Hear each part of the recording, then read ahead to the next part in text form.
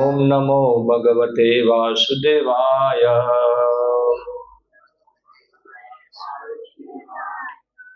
श्रीमद् भगवद गीता यथारूप अध्याय 1 श्लोक संख्या 28 आज हिंदी में क्लास करेंगे। ओके, मेरे पीछे सब लोग दोहराइए। अर्जुन उवाच दृष्ट्वा इमं स्वजनं कृष्ण युयुत्सं समुपस्थितं छिन्दन्ति मम गात्राणि मुखं च परिशुष्यति। अर्जुन उवाच दृष्ट्वेवं स्वजनं कृष्ण युयुत्सं समुपस्थितं छिन्दन्ति मम गात्राणि मुखं च परिशुष्यति। अर्जुन उवाच अर्जुन ने कहा दृष्ट्वा देखकर इमं इन सारे स्वजनम संबंधियों को कृष्ण हे कृष्ण युयुत्सम युद्ध की इच्छा रखने वाले समुपस्थितम उपस्थित छिन्दन्ति कांप रहे हैं मम मेरे गात्राणि शरीर के अंग मुखम मुंह च भी परिशुष्यति सूख रहा है। अनुवाद एवं तात्पर्य कृष्ण कृपा मूर्ति अभय चरणारविंद भक्ति वेदांत स्वामी श्री प्रभुपाद द्वारा। अर्जुन ने कहा हे कृष्ण, इस प्रकार युद्ध की इच्छा रखने वाले अपने मित्रों तथा संबंधियों को अपने समक्ष उपस्थित देखकर मेरे शरीर के अंग कांप रहे हैं और मेरा मुंह सूखा जा रहा है। तात्पर्य यथार्थ भक्ति से युक्त मनुष्य में वे सारे सद्गुण रहते हैं जो सत्पुरुषों या देवताओं में पाए जाते हैं, जबकि अभक्त अपनी शिक्षा तथा संस्कृति के द्वारा भौतिक योग्यताओं में चाहे कितना ही उन्नत क्यों ना हो, इन ईश्वरीय गुणों से विहीन होता है। अतः स्वजनों, मित्रों तथा संबंधी जनों को युद्ध भूमि में देखते ही अर्जुन उन सबों के लिए करुणा से अभिभूत हो गया, जिन्होंने परस्पर युद्ध करने का निश्चय किया था। जहां तक उसके अपने सैनिकों का संबंध था, वह उनके प्रति प्रारंभ से दयालु था, किंतु विपक्ष दल के सैनिकों की आसन्न मृत्यु को देखकर वह उन पर भी दया का अनुभव कर रहा था, और जब वह इस प्रकार सोच रहा था तो उसके अंगों में कंपन होने लगा और मुंह सूख गया। उन सबको युद्धाभिमुख देखकर उसे आश्चर्य भी हुआ। प्राय सारा कुटुंब अर्जुन के सगे संबंधी उससे युद्ध करने आए थे। यद्यपि इसका उल्लेख नहीं है, किंतु तो भी सहज अनुमान लगाया जा सकता है कि न केवल उसके अंग कांप रहे थे और मुंह सूख रहा था, अपितु वह दयावश रुदन भी कर रहा था। अर्जुन में ऐसे लक्षण किसी दुर्बलता के कारण नहीं, अपितु हृदय की कोमलता के कारण थे, जो भगवान के शुद्ध भक्त का लक्षण है। अतः कहा गया है यशास्ति भक्तिर भगवते किंचना सर्वगुणे सत्रे समासते शूरः हरो भक्तस्य कुतो महान गुण मनोरथे नास्ति धावतो बहि। जो भगवान के प्रति अविचल भक्ति रखता है उसमें देवताओं के सद्गुण पाए जाते हैं, किंतु जो भगवत भक्त नहीं है उसके पास भौतिक योग्यताएं ही रहती है जिनका कोई मूल्य नहीं होता।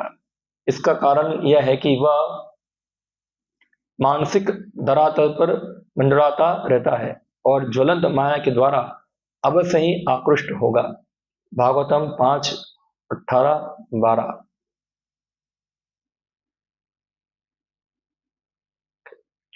ओम अज्ञानतिमिरन्धस्य ज्ञानाञ्जनशलाकया चक्षुरुन्मिलितं येन तस्मै श्री गुरुवे नमः। श्रीचैतन्यमनोभीष्टं स्थापितं येन भूतले स्वयं रूपः कदा मह्यं ददाति स्वपदान्तिकम्।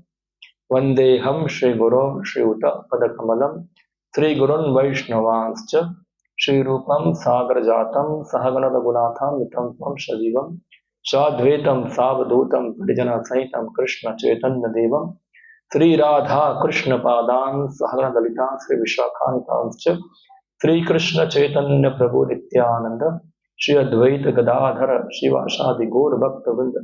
हरे कृष्णा कृष्णा कृष्णा हरे हरे, हरे राम राम राम हरे।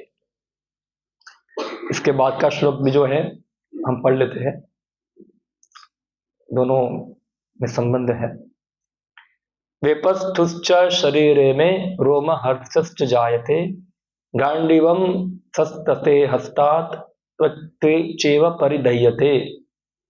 मेरा सारा शरीर कांप रहा है, मेरे रोंगटे खड़े हो रहे हैं, मेरा गांडीव धनुष्य मेरे हाथ से सरक रहा है और मेरी त्वचा जल रही है। शरीर में दो प्रकार का कंपन होता है और रोंगटे भी दो प्रकार से खड़े होते हैं। ऐसा या तो आध्यात्मिक परमानंद के समय या भौतिक परिस्थितियों में अत्यधिक भय उत्पन्न होने पर होता है। दिव्य साक्षात्कार में कोई भय नहीं होता। इस अवस्था में अर्जुन के जो लक्षण हैं वे भौतिक भय अर्थात जीवन की हानि के लक्षण कारण है। अन्य लक्षणों से भी यह स्पष्ट है, वह इतना अधीर हो गया कि उसका विख्यात धनुष गांडीव उसके हाथों से सरक रहा था और उसकी त्वचा में जलन उत्पन्न हो रही थी। ये सब लक्षण देहात्म बुद्धि से जन्य है। दो श्लोकों के अंदर दो चीज विरोधाभास बता रहे हैं। अभी हमने श्लोक पढ़ा, उसमें बता रहे हैं कि अर्जुन के लक्षण उसके हृदय की कोमलता के कारण है, दुर्बलता के कारण नहीं है। तो क्या है पूरा सिनेरियो? तो अर्जुन भगवान कृष्ण को कहते हैं, हे कृष्ण, मेरी सेना को मेरे रथ को दो सेनाओं के बीच में ले जाओ। और भगवान कृष्ण ले गए उनको। और फिर भगवान कृष्ण ने हाथ करके दिखाया, देखो विश्व द्रोण सब अपने सगे संबंधी को दिखाया। और जब अर्जुन सबको देखा, देखने के बाद अर्जुन के मन में थोड़ा परिवर्तन आना चालू हो गया। और ये लक्षण जो हम देख रहे हैं, भी पढ़ा हमने, हाँ, कि भगवान कृष्ण को बताते, भगवान दृष्ट एवं स्वजनम कृष्ण। अर्जुन सामने वाले जो लोग हैं उनको बताता है स्वजन। क्या है वो? स्वजन। कृष्ण युयुत्सम सब उपस्थितम, युयुत्सु यानी कि युद्ध करने की इच्छा से मेरे समक्ष आए हैं। मगर ये सब देखकर क्या हो रहा है? सिंदंती मम गात्राणि, हाँ, मेरी त्वचा जो है जल रही है, मुख सूख रहा है। और आगे बता रहे क्या क्या लक्षण अर्जुन में देखे जा रहे हैं। अब इसको दो परिप्रेक्ष्य में समझना है जो लक्षण है। इसके बाद का जो श्लोक था उसमें श्रील प्रभुपाद जी बताते हैं ये लक्षण जो है दो कारणों से होते हैं। एक कारण है कि व्यक्ति आध्यात्मिक उन्माद में हो तब, और दूसरा कारण है जब व्यक्ति भौतिक भय में हो तब। अभी जो अर्जुन की जो स्थिति है ये उसका आध्यात्मिक उन्माद है या तो फिर भौतिक भय है। दो में से क्या है? भौतिक भय है। यानी कि भौतिक भय किसको होता है? जो देहात्म बुद्धि में होता है। तो क्या अर्जुन देहात्म बुद्धि में है? ऐसा लग रहा है, वर्णन से तो लग रहा है ऐसा कि अर्जुन क्या है, देहात्म बुद्धि है में है। तो देहात्म बुद्धि का मतलब क्या है? देह आत्मा बुद्धि, यानी कि देह और आत्मा को एक मानना, उसको क्या कहते हैं? देहात्म बुद्धि। और जो व्यक्ति देहात्म बुद्धि में होते हैं वो व्यक्ति जो है भौतिक कार्यकलापों के कारण भयभीत होता है। भय, किसका भय लगेगा आपको? सांप का? किसका भय लगेगा? हाँ, भय लगता है ना हमको। भागवतम बताते हैं भयम द्वितीया भी नैवश्यात्। भय क्यों होता है? क्योंकि व्यक्ति अपने आप को आवेशित करता है जो चीज नहीं है उसके ऊपर। तो भय का कारण यह है हमारी देहात्मा बुद्धि। अभी अर्जुन को क्या भय लग रहा है इसके अंदर? क्या अर्जुन डर रहा है ऐसा कि लोग मुझे मार देंगे? अर्जुन ये सोच रहा है कि लोग मुझे, मैं युद्ध करने जाऊंगा सब मुझे मार देंगे, भागो यहां से अभी। हाँ, इसलिए अर्जुन डर रहा है क्या? अर्जुन का डरने का कारण क्या है?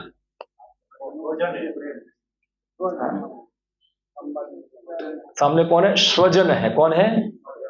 स्वजन। तो स्वजन से भयभीत क्यों होना है? स्वजन क्या करेंगे?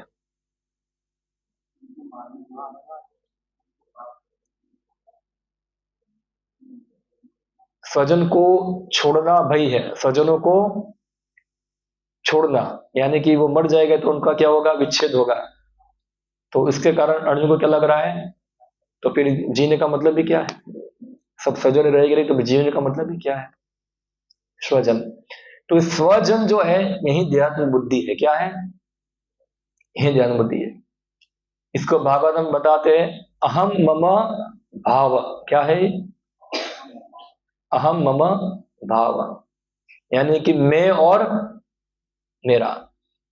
तो ये जो मैं और मेरा ये चालू होता है जब व्यक्ति मिथ्या अहंकार वश अपनी पहचान गलत करता है। वास्तव में कोई आपको पूछेगा आप कौन है, आप क्या उत्तर देंगे? कौन है आप? अमित फलाना भाई फलाना, बराबर है।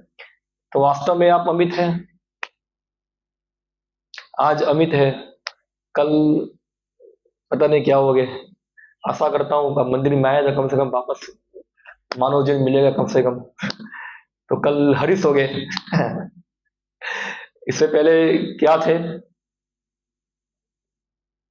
पता नहीं, कुछ हो गए, कुछ न कुछ तो हो गए। तो यानी कि हम, हमारा वास्तविक पहचान क्या है और हमारे वास्तविक स्वजन कौन है?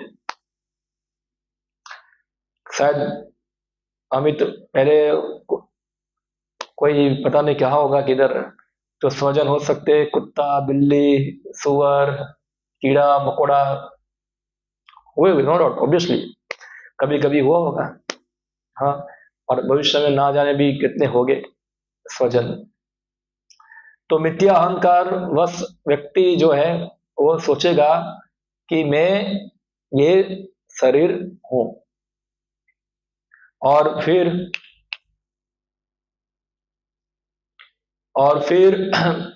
इस प्रकार क्या होगा?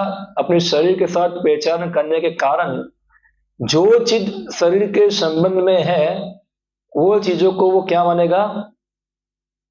अपनी, मेरी। और ये बहुत बड़ा ज्ञान है ये। हाँ, तो मेरा स्वजन, ये सब कौन है? मेरे स्वजन है। तो स्वजन कब तक है? जब तक ये स्वजन आपकी इंद्र तृप्ति में लाभदायक हो। जब आपकी इंद्र तृप्ति में लाभदायक नहीं है तो स्वजन क्या हो जाते हैं? दुर्जन। होता है ना। हाँ, ये महाभारत पूरा यही है, स्वजन दुर्जन दो है। तो ये जो अर्जुन जो है वो पूरी देहात्म बुद्धि को दिखा रहा है। वास्तव में अर्जुन देहात्म बुद्धि में नहीं है, वो भगवान का क्या है, वो शुद्ध भक्त है। मगर भगवान अपने शुद्ध भक्तों के माध्यम से एक देहात्म बुद्धि वाले की चेतना क्या होती है, उसको किस प्रकार सोचता है, किस प्रकार उसका लक्षण होता है, ये सब भगवान जो है अर्जुन के माध्यम से दिखा रहे हैं। तो यहाँ जो दुख जो हो रहा है, यानी कि ये सब शरीर में रोमांच आ रहा है। आप देखो, कोई भी बुरी खबर सुन के क्या होता है,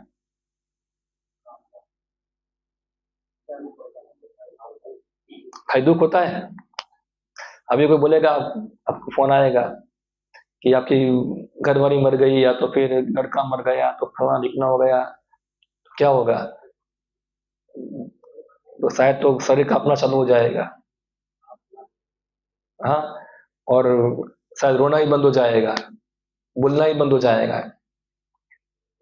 इन लोगों का कल बोलना बंद हो गया था, कल सांप देखा तो बोलना बंद हो गया दोनों का। बोल नहीं पा रहे, तो बहुत भय लग रहा है, और बोलेंगे तो बाद में वो चिल्लाएंगे। ये सब भय के लक्षण है ना, ये भय के लक्षण है। रोमांच होना, शरीर कांपना, अश्रु आना, हाँ, ये सब भय के लक्षण है। ये सब देहात्म बुद्धि के लक्षण है कि ये सब मुझे क्या करने वाला है, नुकसान करने वाला है, ये मुझे ये चीज नुकसान करेगी। मगर ये सब देहात्म भाव के लक्षण है जो अर्जुन के अंदर दिखे जा रहे हैं।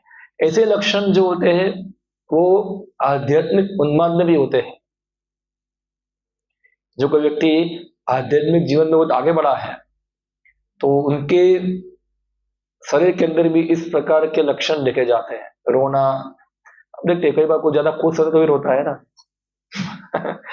खुश होता है तो भी क्या होगा, रोएगा। और ज्यादा रोमांचित, ज्यादा कुछ आनंद का समाचार मिलेगा तो क्या होगा, तभी कांपना चालू हो जाएगा। हाँ, भाई तुम्हारा 1 करोड़ रुपया तुमको मिल गया, ऐसा है। हो सकता है कि उसका हार्ट भी बैठ जाए सुनकर।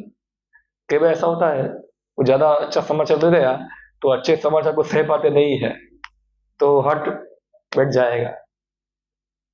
तो ये सब लक्षण खुशी के अंदर भी पाए जाते हैं, और खास करके आध्यात्मिक उन्माद जो होता है, परमानंद, हाँ, जैसे भगवान के शुद्ध भक्तों को हम देखते चैतन्य महाप्रभु के अंदर ये सब लक्षण होते थे, उन्माद पूरा।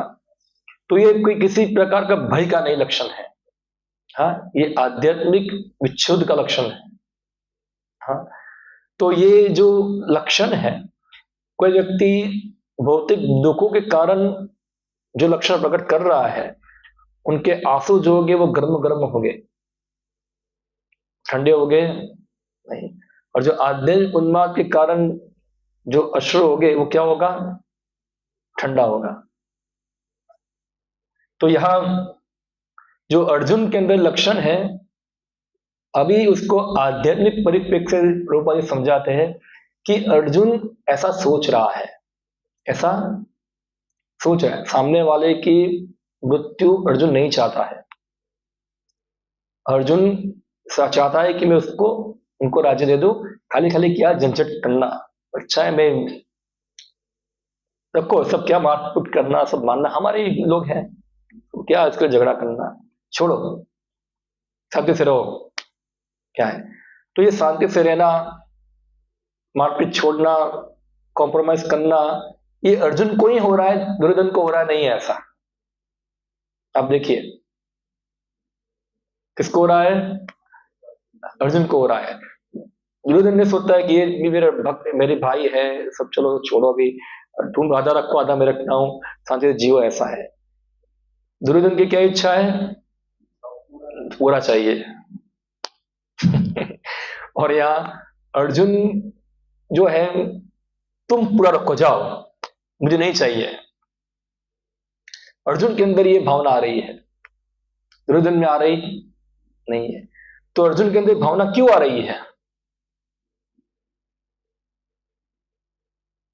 क्या कारण है उसका, चलो छोड़ो, अभी हम देखते हैं दो बच्चे झगड़ा करेंगे, हाँ, तो दोनों को चाहिए ये मेरा, हम देखते हैं ऐसा बहुत आजकल तो केस का बड़ा होता है सबका, लोग कितना थोड़ी चीज के लिए कितना बड़ा इशू हो जाता है, थोड़ा पैसा थोड़ा ये कोई छोड़ना चाहता नहीं है, थोड़ा 1,000 रुपया 10,000 रुपया 20 लाख रुपया 20 लाख जो भी है, उसके लिए क्या होता है कोई कॉम्प्रोमाइज करने को तैयार होते नहीं है। तो या अर्जुन कॉम्प्रोमाइज करने को तैयार है, ठीक है वो रखे, अर्जुन को ऐसा फील हो रहा है कि छोड़ो क्या झंझट है, ऐसा है रखो। तो अर्जुन ये फील कर रहा है क्योंकि अर्जुन कौन है, भक्त है। अर्जुन क्या है, भक्त है। और भक्त लोग जो भक्त होते हैं उसके अंदर ये गुण पाया जाता है, ऐसा हम यहाँ पढ़ते हैं। यथार्थ भक्ति से युक्त मनुष्य में वे सारे सद्गुण रहते हैं जो सत्पुरुषों या देवताओं में पाए जाते हैं। भक्त के अंदर लक्षण होता है। आप सोचो अर्जुन की स्थिति को देखो आप, और देखिए दुर्योधन और उनकी पार्टी ने क्या कमी रखी है उनको परेशान करने में। आप लिस्ट गिनिए पुनः पूरा, कुंती महारानी बताती है, हाँ अभी प्रार्थनाओं के अंदर, कि उनको जलाने का प्रयत्न किया। पहले विषाद दावाग ने विष दिया अर्जुन भीम को, हाँ जलाने का प्रयत्न किया। वनवास में कितना परेशान किया, हाँ लास्ट में द्रौपदी का चिरण हुआ, उनका राज्य ले लिया। फिर यदि बाकी था युद्ध के बाद और होगा, अभिमन्यु को मार दिया चीटिंग कर कर, और बाकी रह गया तो पांडवों के 5 पुत्र थे, अश्वत्थामा ने मार दिया 5 पुत्रों को, और बाकी रह गया तो क्या किया अश्वत्थामा ने, ब्रह्मास्त्र छोड़ा किसको मारने के लिए, हाँ परीक्षित महाराज को मारने के लिए, जो अभी तो जन्म भी नहीं हुआ उनका, ऐसा है। तो कहा कितनी हद तक क्या है परेशानी हुई, मगर आप देखिए पांडवों को छोड़ दो चलो, क्या है छोड़ दो, ये सोच रहे हैं ऐसा। अब अभी अर्जुन सोच रहा है ऐसा। युद्ध हो जाने के बाद हम देखते हैं कि जब पांडवों के 5 पुत्रों को मार दिया तो जो उनकी माँ द्रौपदी जो थी वो दुखी हो गई, उनके 5 पुत्र मर गए। और अर्जुन बोला मैं जब तक अश्वत्थामा को लाऊंगा नहीं, तुम्हारा सिर के ऊपर पैर रख के तो स्नान करना है, ऐसा है ऐसा बताया, द्रौपदी को वचन दिया ऐसा। और अश्वत्थामा को पकड़कर बांधकर उसको लेके आ गए। मगर हम देखते अभी द्रौपदी चेंज हो गई, और छोड़ दो उसको, क्या है मत मारो उसको। युधिष्ठिर महाराज क्या बता रहे हैं, सही बात है, मेरा और द्रौपदी का मत क्या है, सही है, उसको छोड़ दो। भीम बोलते हैं मत छोड़ो उसको, मारो, ऐसा है हाँ उसको मारना जरूरी है, इतने मासूम बच्चों को मार दिया है, उसको दंड देना बहुत जरूरी है। और भगवान कृष्ण बोलते सही बात है, मैं और भीम साथ में ही है, मारो उसको। तो यहाँ एक तरफ कौन है, द्रौपदी और युधिष्ठिर महाराज क्या बोलते हैं, छोड़ दो। और यहाँ भीम और कृष्ण क्या बोल रहे हैं, मार दो। और अर्जुन भी सोच रहा था क्या दोनों में कौन सही है, कौन सही है। तो ये हम देखते हैं कि द्रौपदी को देखो या अर्जुन को देखो, युधिष्ठिर महाराज को देखो, इतना सारा उनके ऊपर अत्याचार हुआ, फिर भी वो कॉम्प्रोमाइज करने को तैयार है, वो छोड़ने को तैयार है। तो इतना बड़ा गुण किसके अंदर होगा, ये सोचो, एक भक्त के अंदर ही होगा। जो भक्त, यही भक्त की क्या है, परीक्षा है, ये भक्त की क्या है, परीक्षा है। कितना व्यक्ति त्याग करने को तैयार है। सामान्य व्यक्ति, भौतिकवादी व्यक्ति कभी त्याग कर सकता नहीं है। एक भक्त और एक अभक्त में अंतर ये है, अभक्त जो होता है पूरा सेल्फिश होता है, स्वार्थी होता है, और भक्त जो क्या होता है, पूरा निस्वार्थ होता है, उसका कोई स्वार्थ नहीं है। सोचो जिनका बच्चा मार दिया हो, इतना सारा अत्याचार किया हो, वो बोल रहे हैं इसको छोड़ दो अभी। इतना बड़ा निर्णय लेना कौन ले सकता है ये। जबकि हमारे हमको कोई गाली भी देगा तो हम तो पूरे 2-3 दिन सो नहीं पाएंगे, ऐसा है। हाँ, कितना हमारा पूरा जी पूरा ऊपर नीचे होता रहेगा। हम सोचते कब सुबह आए, कब जाके 2 गली में दे के आऊं वहां जाकर, ऐसा है सामने। क्योंकि हम लोग भक्त नहीं है, क्या है, हम लोग भक्त नहीं है। क्योंकि अर्जुन और ये सब भक्त है, इसलिए उनका हृदय भी क्या है, बहुत कोमल है। इसलिए वैष्णव के बारे में बताते हैं, चैतन्य महाप्रभु, खास करके चैतन्य महाप्रभु के बारे में बताते हैं, जो वैष्णव होता है, खासकर वैष्णव, उनका हृदय जो है वो मक्खन से भी क्या होता है, ज्यादा कोमल होता है, और वज्र से भी ज्यादा कठोर भी होता है, दोनों एक साथ होता है। हाँ, हम देखते हैं अर्जुन भले मक्खन जैसा कोमल है, मगर युद्ध में उसने कभी कोमलता दिखाई नहीं। तो जहां जहां आवश्यक था उसने एरो शॉट किए, उसने विष्णु को बाण चलाया, कर्ण को मारा, जयदत्त को मारा, हाँ, सभी जितने मार रखे थे सबको उड़ाया। तो साथ साथ कठोर भी है और साथ साथ क्या है, कोमल भी है, दोनों है। हाँ, तो इसलिए जो खास करके जो भक्त होते हैं उनमें ये गुण आते हैं, क्योंकि वो भक्त है। और भक्ति का मतलब क्या है, भक्त को किसी जगत के अंदर किसी प्रकार का भौतिक स्वार्थ कभी होता नहीं, उसका खुद का कोई एजेंडा, खुद का एम्बिशन कुछ होता नहीं है कि मैं ये मुझे मिल जाए तो मैं खुश हो जाऊं, मेरा जीवन अच्छा हो जाए। वो पूरा निर्भर है किसके ऊपर, भगवान के ऊपर। इसलिए चैतन्य चरितामृत में श्लोक आता है, इसे बताते हैं, मुक्ति मुक्ति सिद्धि कामी शकले अशांत, कृष्ण भक्त निष्काम अतएव शांत। अभी ये फार्मूला लगाओ हमारे ऊपर, अगर आप अशांत है, हमको शांति नहीं मिल रही है, तो समझना चाहिए हमारे अंदर क्या है, या तो मुक्ति की इच्छा है, या तो मुक्ति की इच्छा है, या तो सिद्धि की इच्छा है। तीन में से क्या होगी, कोई एक होगी। भुक्ति की इच्छा यानी कि इस जगत के अंदर नाना प्रकार के भोग प्राप्त करना। हाँ, तो भुक्ति की इच्छा 2 प्रकार से होती है। एक होती है गाड़ी बंगला मकान सब स्थूल रूप में दिखता है सब, और सूक्ष्म होती है कि प्रतिष्ठा पूजा लाभ सब होना, ये इसको ही भुक्ति कहते हैं। जैसे फॉर एग्जाम्पल कोई राजकारणी होगा, नेता, कुछ नेता होंगे वो ज्यादा करप्शन करते हैं पैसों का, कुछ नेता करप्शन करते हैं, जैसे कि फॉर एग्जाम्पल भारत का प्राइम मिनिस्टर, नाम बोलता नहीं हूं मैं, हाँ, चलो वो करप्शन नहीं करता है, मगर उसकी क्या इच्छा होगी,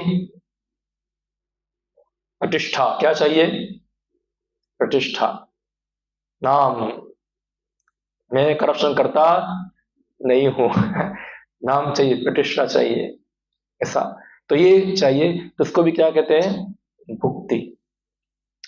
और ये सब नहीं चाहिए, मुक्ति चाहिए, मुक्ति कामना, यानी कि बस इस संसार से मुझे क्या हो जाना है, अभी मुक्त होना है, इस संसार से मेरा कोई संबंध नहीं है, सब माया है, छोड़ो अभी, अभी क्या हो जाना है, मुक्त हो जाना है।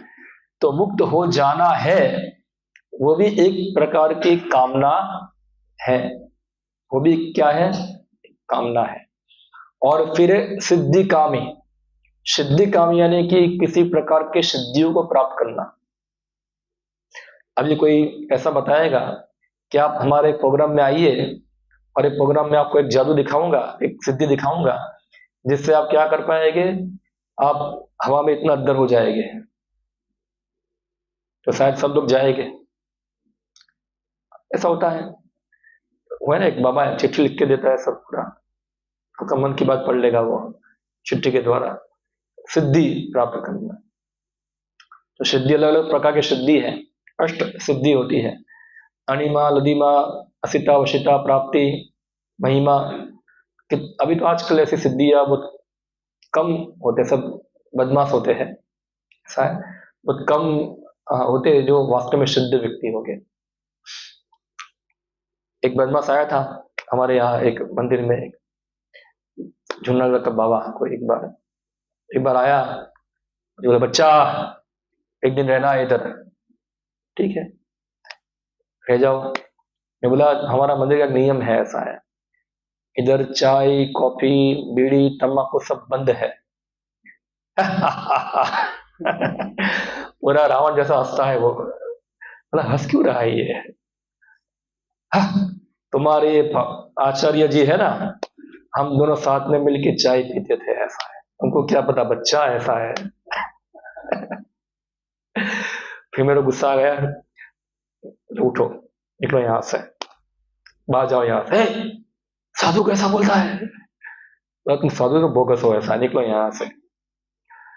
फिर मुझे बोलता है ऐसे, जा तुझे श्राप देता हूँ, तेरा ये हो जाएगा वो हो जाएगा, तू जा, थोड़ा सा आपको लगने वाला नहीं, मुझे ऐसा है, मुझे जा यहाँ से। तो ये सब डुप्लीकेट सिद्धि होते हैं, क्या है ये सब पाखंडी होते हैं।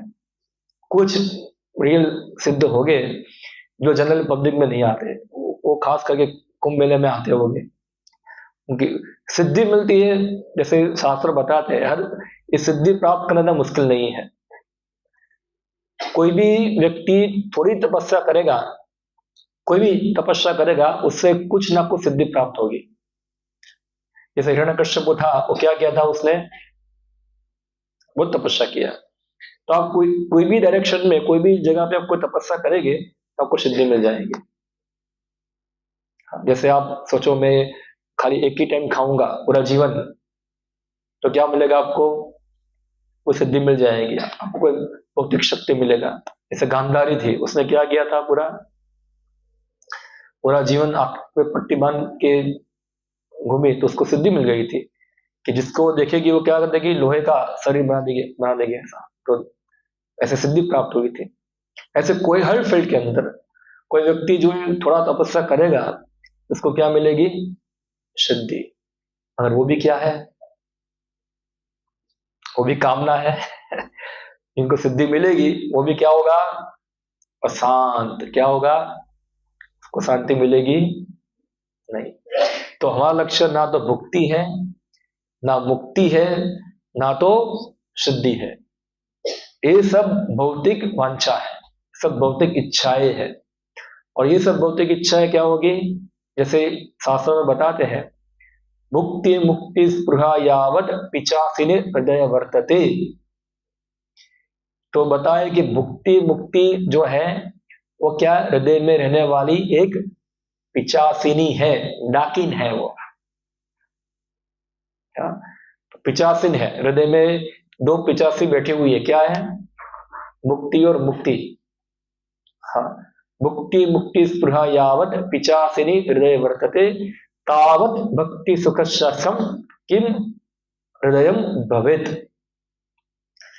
भक्ति का सुख, भक्ति का आनंद वो व्यक्ति को अनुभव होगा जो व्यक्ति भुक्ति मुक्ति की इच्छा रखता नहीं है। अगर भुक्ति मुक्ति की इच्छा होगी तो वो व्यक्ति को भक्ति का सुख प्राप्त होगा नहीं। वो भुक्ति मुक्ति की इच्छा के सुख को ही भक्ति का सुख मान लेगा। ये लोग सोचते हैं अगर हमारे घर में सब अच्छा अच्छा हो रहा है तो हम क्या सोच रहे हैं, मैं भक्ति प्रगति कर रहा हूं, देखो पैसा आ रहा है, सब बढ़िया चल रहा है। इससे क्या है, हमारी श्रद्धा बढ़ जाती है, देखो मैं माला करता हूँ सब अच्छा हो रहा है, मंदिर जा रहा हूं तो सब क्या हो रहा है, अच्छा हो रहा है। और अच्छा नहीं होगा तो क्या होगा, मंदिर आना बंद कर देगा, कोई और जगह भी जाएगा। तो ये क्या है, भुक्ति की इच्छा है। हाँ, तो ये लोग, हम क्या सोचते हैं कि हमारी भौतिक स्थिति सुधरना ये लक्षण है भक्ति में प्रगति का। मतलब ये भक्ति में प्रगति का लक्षण नहीं है। भक्ति जो है भौतिक परिस्थितियों के ऊपर निर्भर करती नहीं है। ऐसा भी नहीं है कि जो बहुत अमीर है वो भक्त नहीं है और जो गरीब है वही भक्त है। अमीरी गरीबी भक्ति के ऊपर निर्भर करती, भक्ति जो है उससे स्वतंत्र है, उससे स्वतंत्र है। क्योंकि भक्त जो है चाहे अमीर हो चाहे गरीब हो उसको भी फर्क पड़ता नहीं है। क्योंकि इसके अंदर भुक्ति मुक्ति नहीं है। हाँ, तो इसलिए जो भक्ति का सुख जो है, आनंद है, वो व्यक्ति का अनुभव होता है जिसके अंदर से भुक्ति मुक्ति की इच्छा चली गई है, इसे त्याग दिया है। अभी कौन व्यक्ति इसको त्याग पाएगा? कौन व्यक्ति भुक्ति मुक्ति की इच्छा को त्याग पाएगा? सब बोलते हैं यार कैसे त्याग सकते हैं। ऐसा नहीं कि बस मैंने भुक्ति की इच्छा छोड़ दिया से बस हो गया, ऐसा इतना इजी है? आज मैंने छोड़ दिया, एकदम इजी है? हाँ, नहीं इजी है। तो ये भुक्ति की इच्छा कब जाएगी? जब हम ये ध्यात्म बुद्धि से बाहर निकलेंगे। हम ध्यात्म बुद्धि से बाहर निकल कर हम समझेंगे कि वास्तव में देह पे आधारित जो भी हमारे कार्यकलाप जो है, ये सब है, वो सब क्या है? केवल मिथ्या है, क्षणिक है ये। इसका वास्तविक चीजों के साथ कोई लेना देना नहीं है। तो कम से कम थियोरिकली, सैद्धांतिक रूप में व्यक्ति जो है भुक्ति की ओर मुड़ना कम करेगा, सिद्धांतिक के रूप में।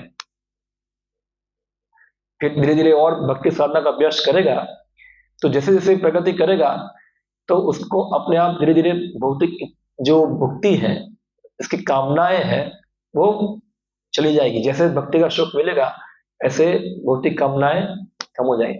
पर हम ऐसा नहीं कह सकते कि मुझे भक्ति का भी सुख चाहिए और भुक्ति का भी सुख चाहिए, दोनों साथ में चलता नहीं है।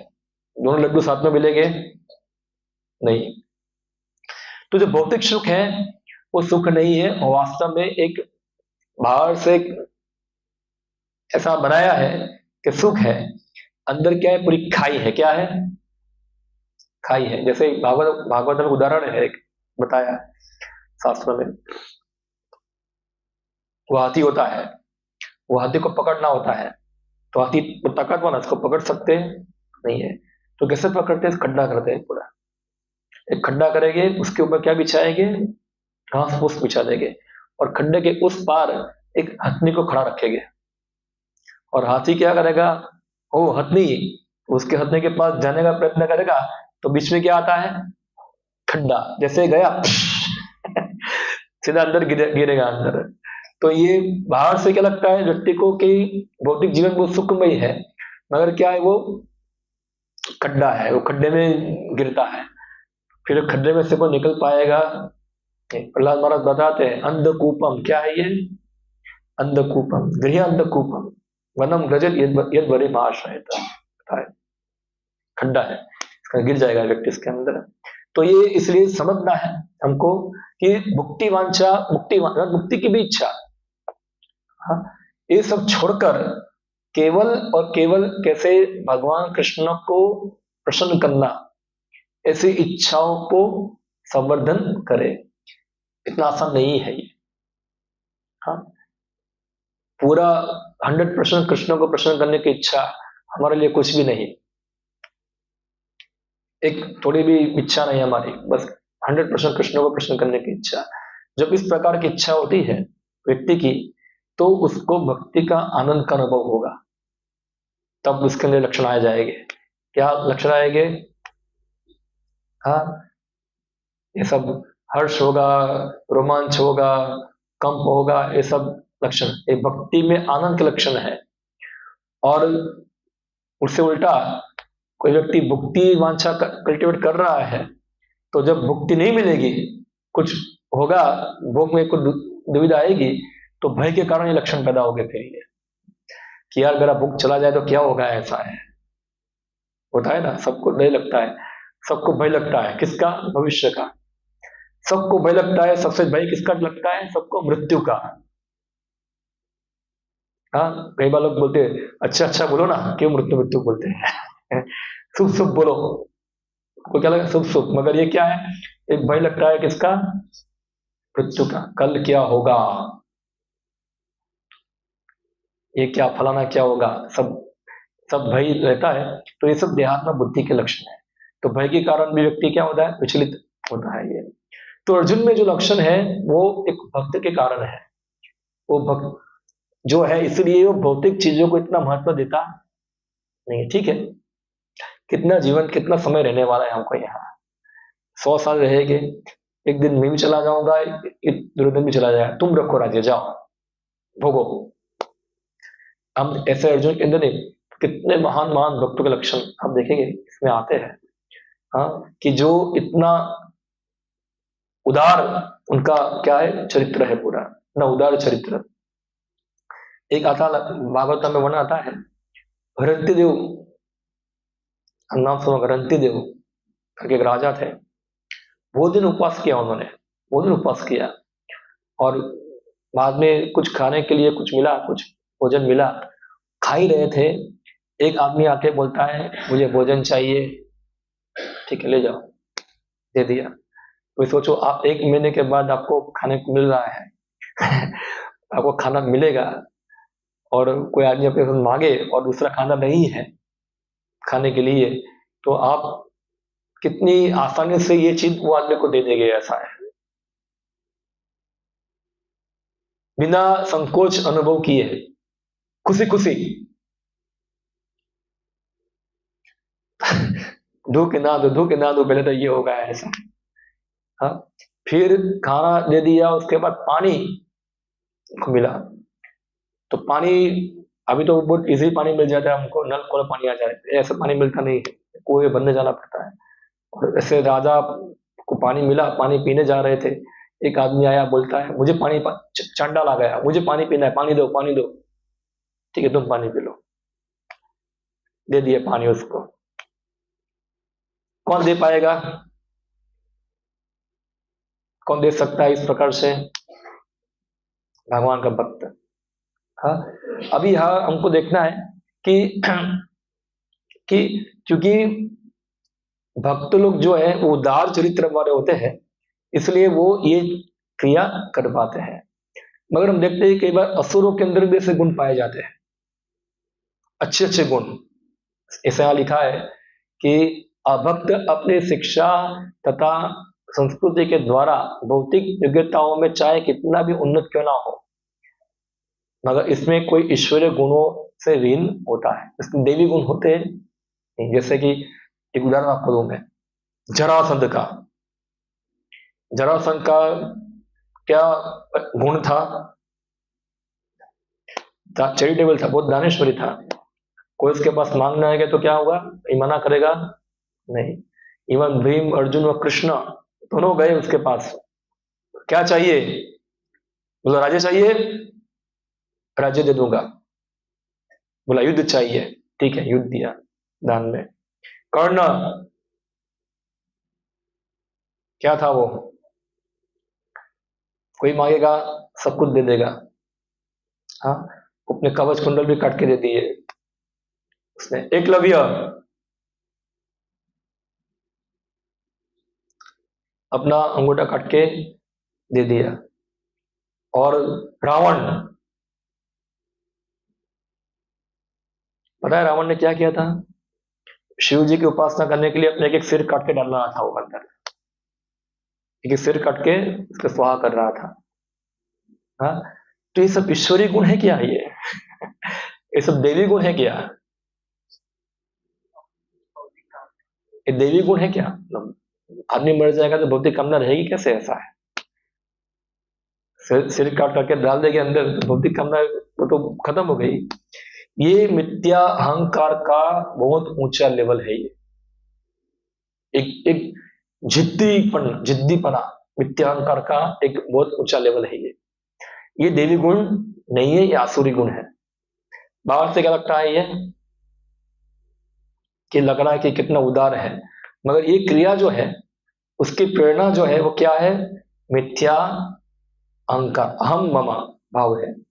जबकि पांडव है, अन्य भक्त है, जैसे मैं उदाहरण रणदेव का उदाहरण दिया, शिवी महाराज जो ऐसे बहुत सारे भक्त है, बलि महाराज है, अमरीश महाराज है, तो ये सब के जो लक्षण जो है वो मिथ्या अहंकार वश नहीं है। हाँ, और एमसी बड़ी, तो अर्जुन के जो लक्षण है वो क्या, एक भक्त के लक्षण है, एक भक्त के लक्षण है। और जो अभक्त जो है, भले ही संस्कृति में, बौद्धिक योग्यता में बहुत मान्य क्यों ना हो। जैसे हम देखते हैं बहुत सारे अहिंसा के पुजारी होते हैं, अहिंसावादी। कौन ज्यादा अच्छा है, अहिंसा वाला कि हिंसा वाला? क्या हुआ?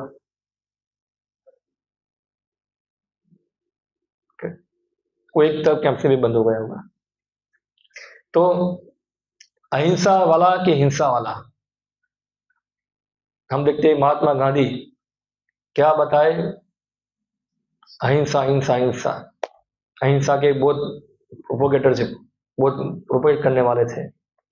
मगर अहिंसा एक अच्छा गुण है, मगर अगर वो भगवान कृष्ण के भक्त नहीं है तो उनका सादा जीवन, वो क्या पहनते थे, कपड़ा क्या पहनते थे, खाली लंगोटी पहनते थे।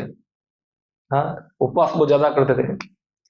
अगर भी कुछ बात मना नहीं तो क्या करना है, उपवास में बैठ जाओ, ऐसा है। अपनी बात बनाने के लिए उपवास में बैठ जाओ। और बहुत तपस्वी जीवन जीते थे, लोगों में मान्य थे, इतना सारा।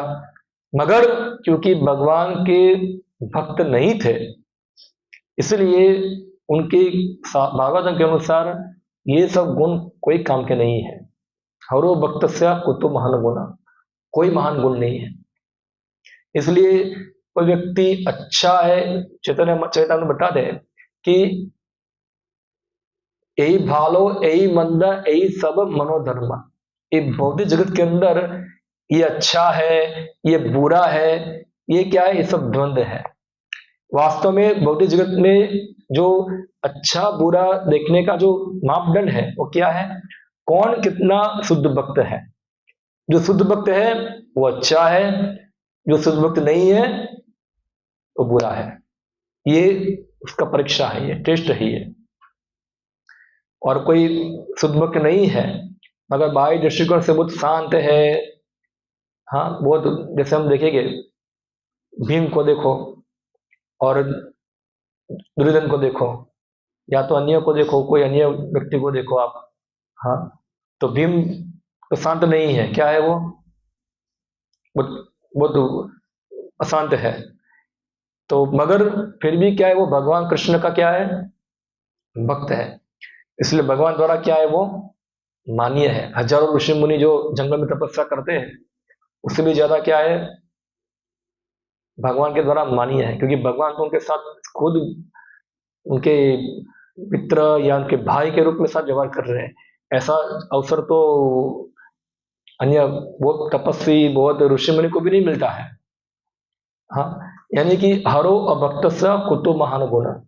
जो भगवान का भक्त नहीं है उसके अंदर किसी प्रकार का अच्छा गुण होता नहीं है। और शुद्ध भक्तों के अंदर ही अच्छा गुण होता है, क्योंकि सभी गुणों के सागर कौन है, भगवान है। हाँ, तो भगवान का भक्त बनने से सभी भगवान के गुण उनके भक्तों में भी आते हैं। और जो भगवान का भक्त नहीं बनेगा उनके अंदर सब भौतिक गुण, 3 गुणों के अनुसार जो भी अच्छा बुरा है हम उसको मानते हैं। भगवान के दृष्टिकोण में बुरा, भौतिक जगत ही बुरा है। जैसे आप देखो जेल, तो जेल यानी कि इसमें कौन रहेगी, कैदी। अभी इसमें भेदभाव होगा, ये अच्छा कैदी ये बुरा कैदी, ऐसा भेदभाव होगा, क्या है, कैदी मीन्स कैदी। जैसे बंगाली में कहावत है, खीरा चोर हीरा चोर। हाँ, तो खीरा चोर यानी कि खीरा यानी ककड़ी, ककड़ी, खीरा चोर, हीरा चोर यानी कि, तो दो में से कौन सा चोर अच्छा है, हीरा चोर या खीरा चोर? हाँ, दोनों ही चोर है। हाँ, तो इसीलिए हरो भक्त से, जब भगवान का भक्त नहीं है, हाँ, तो भले ही भौतिक जगत में बहुत अच्छा हो, बहुत प्रामाणिक हो, बहुत सद्गुण दिखता हो, मगर सब अच्छा में बड़ा बड़ा दिखता हो, कितना अच्छा, ये शांत है, फलाना है, ढिकना है, सब है, मगर ये सब क्या है, भगवान भक्त नहीं है, कोई अच्छा गुण नहीं है। भगवान के नजर में क्या है, वो जीरो है, वो जीरो है। मगर जो भगवान के भक्त हैं, यहाँ लास्ट में हम श्लोक पढ़ते हैं उसमें बताते हैं इधर कि जो भगवान की भक्ति करता है तो उसके अंदर धीरे धीरे सभी देवताओं के सद्गुण आना चालू हो जाता है। चलो एक बार नहीं आएगा, धीरे धीरे आ जाएगा, धीरे धीरे सभी देवताओं के गुण आना चालू। जैसे राजा होता है, राजा जब चलता है तो उसके पीछे पीछे क्या आते हैं, सैनिक मंत्री सब आते हैं। तो भक्ति जो है वो सभी गुणों का प्राण है। क्या है वो प्राण है। जब भक्ति आएगी हृदय के अंदर तो अपने आप सब गुण भी क्या हो गए, जैसे राजा आएगा तो क्या आ जाएगा, सब मिनिस्टर भी आ जाएंगे, ये सब भी आ जाएगा। और भक्ति भाग गई तो क्या होगा, कुछ रहेगा नहीं। तो भक्ति का मतलब क्या है, जैसे मैं बताया, अन्य अभिलाषिता शून्यम ज्ञान कर्मादि अनावृतम आनुकूल्येन कृष्ण अनुशीलनम भक्तिर उत्तम। ये उत्तम भक्ति है। ऐसा नहीं कि आज कृष्ण भक्ति करता हूँ फिर प्रसाद लूंगा, प्रसाद लेने के बाद फिर थोड़ा माता जी का गरबा भी घूमूंगा, ऐसा है थोड़ा। तो दो में से एक जगह पे काम तुम्हारा हो जाएगा।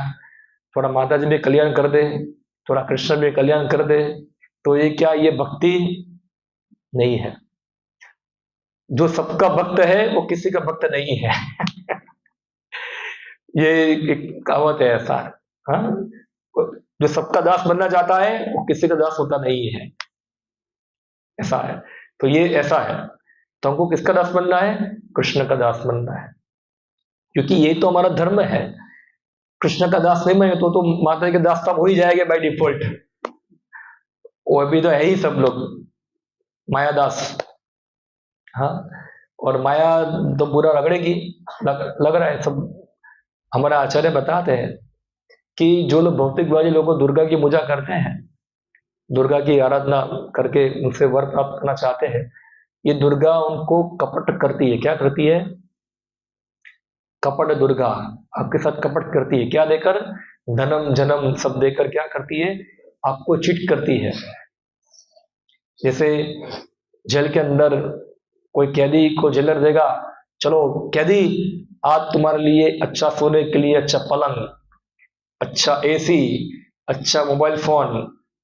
तो कैदी के साथ जेलर ने क्या किया, अच्छा किया कि बुरा किया। अभी जेलर चाहता तो उसको जेल से बाहर भेज सकता था, जाओ घर चले जाओ, ऐसा है। उसको घर भेजा तो यहीं रह जाओ, ये तुम्हारा घर बना दो इधर, ऐसा है। तो ये दुर्गा की कपट कृपा है।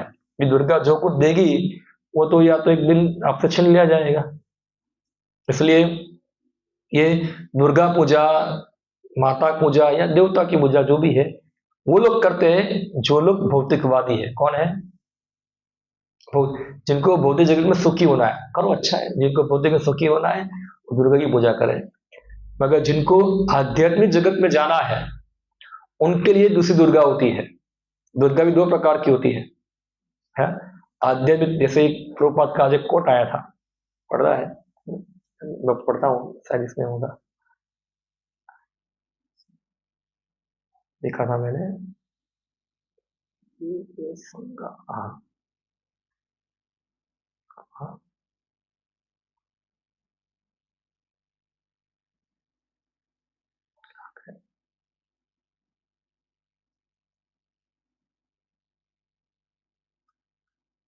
अभी लिखा था थोड़े दिन।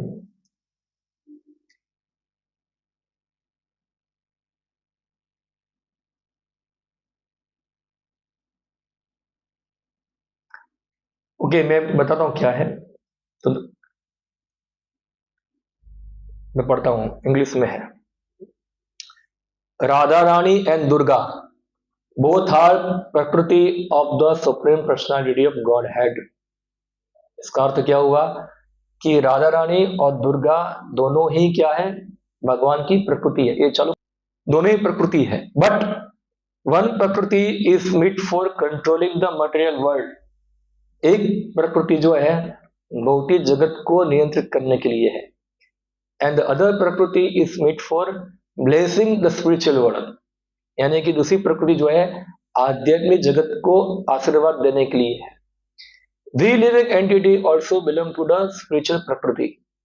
हम लोग क्या है, हम जीवात्मा है, हम भी कहां से संबंध रखते हैं, आध्यात्मिक प्रकृति से, क्योंकि हम क्या है, आध्यात्मिक है, हम जड़ नहीं है।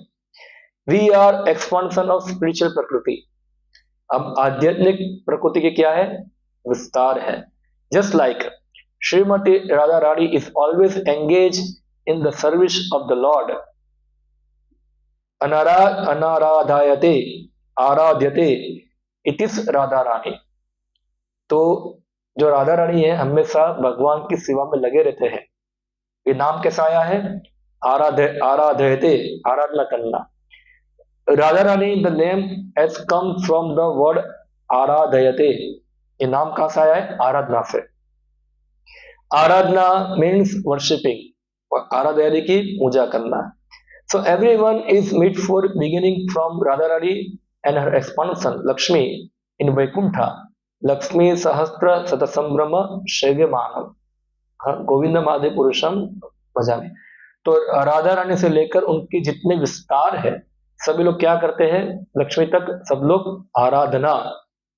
Here we worshipping mother Lakshmi, goddess of fortune, to receive some favour. हम यहाँ लक्ष्मी की पूजा करते हैं कुछ उनसे वरदान प्राप्त करने के लिए। But in the Vaikuntha world there are many 100 and 1000 Lakshmi, Lakshmi सहस्त्र शतसंभ्रमा। वैकुंठ जगत के अंदर हजारों लक्ष्मियां जो है with great respect they are engage in serving the supreme personality of God. वो पूरे महान आदर से भगवान की सेवा में लगी हुई है। So we are being expansion of the spiritual Lakshmi और राधा रानी, हम लोग राधा रानी के एक्सपांशन है। प्रभुपाद जी बोलते हैं जीवात्मा किसका एक्सपांशन है? राधा रानी के एक्सपांशन है, यानी कि प्रकृति का एक्सपांशन है हम लोग जो है। This is Krishna, our duty is to serve Radha Rani and through Radha Rani to serve Krishna. हमारा कर्तव्य इसलिए क्या है? राधा रानी की सेवा करना, उनके माध्यम से भगवान कृष्ण की सेवा करना। This is the Krishna consciousness moment. We are missing this point that instead of learning from Radharani how to serve Krishna, we are being controlled by the another Prakriti, material energy, Durga, with weapon in her hand. तो हम ये miss कर रहे हैं। हम ये सेवा छोड़कर हम किसकी सेवा कर रहे हैं? दुर्गा की, जिसके हाथ में क्या है? 10 हाथ है। 10 हाथ में क्या है? 10 शस्त्र है। किसके लिए है ये शस्त्र? दुर्गा शब्द का एक अर्थ है दुर्ग। दुर्ग का अर्थ क्या होता है? किला। और किले की रखवाली कौन करती है? दुर्गा। तो रखवाली कैसे करेगी? शस्त्रों के द्वारा। तो शस्त्र किसके लिए है?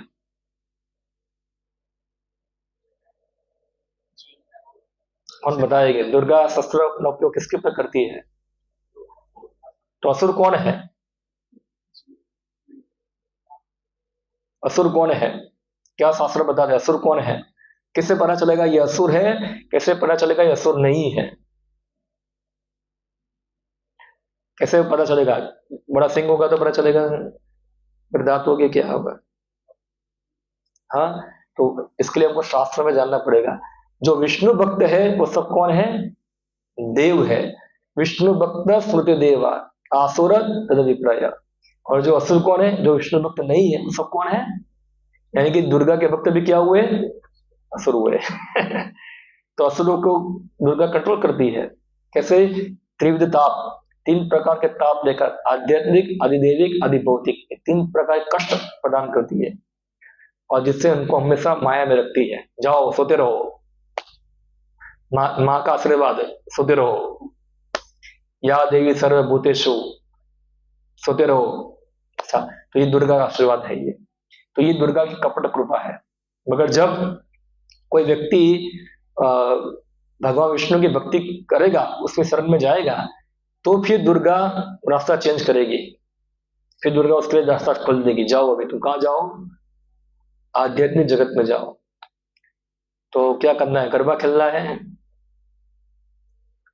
दुर्गा की आजकल दुर्गा की कृपा के लिए कोई गरबा खेलने जाता नहीं है सब। ऐसे ही घूमने फिरने के लिए सब जाते हैं। एक विकृत है, विकृत का विकृत हो गया है सब। तो इसलिए हमको समझना चाहिए भगवत गीता के द्वारा। भगवत गीता में भगवान बताया 2 प्रकार की देवी प्रकृति है। महात्माना सम्मान पार्थ दैवी प्रकृति मार्षता। वो देवी प्रकृति क्या है? आध्यात्मिक जगत में जो दुर्गा है वो योग माया। ओके, तो यहां मैं समाप्त करता हूं। हरे कृष्णा। किसी को कोई प्रश्न है, कोई टिप्पणी है विषय के ऊपर, पूछ सकते हैं। क्या है, कोई कमेंट? ओके, हरे कृष्णा। श्रीमद् भगवद गीता की जय, श्री प्रभुपाद की जय, गौर प्रेमानंदे हरि हरि।